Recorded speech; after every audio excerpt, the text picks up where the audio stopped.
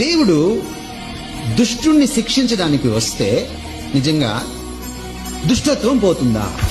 పాపం చేసినోడిని చంపుకుంటా, పాపం చేసినోడిని చంపుకుంటా, పాపం చేసినోడిని చంపుకుంటే వెళ్ళాడు అనుకోండి, ఆయన దేవుడు అవడు.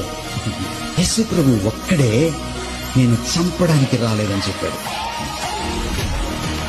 నేను రక్షించుటకు వచ్చాను. నేను ఈ లోకమునకు తీర్పు తీర్చుటకు రాలేదన్నాడు, లోకాన్ని రక్షించడానికి వచ్చాను. పాపము నుంచి, బలహీనత నుంచి, నరకం నుంచి, పాప శిక్ష నుంచి రక్షించడానికి వచ్చానని చెప్పుకున్నాడు. అందరూ చంపడానికి వస్తే ఈయన మన స్థానంలో చావడానికి వచ్చాడు. పరిసయ్యులు ఆయనను నిలువరించలేకపోయారు.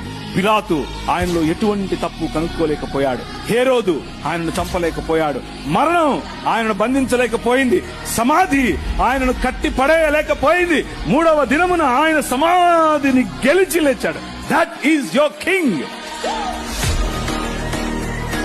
ఎల్లప్పుడూ ఉండేవాడు, ఎప్పుడూ సమసిపోనివాడు, యుగ యుగములకు ఉండేవాడు, నీతో ఉండేవాడు, నీలో ఉండేవాడు, నీ ఇంట్లో ఉండేవాడు, నీకు తెలియకుండానే నిన్ను కాపాడుతున్నవాడు, నీకు తెలియకుండానే నీ మార్గాన్ని రక్షించేవాడు.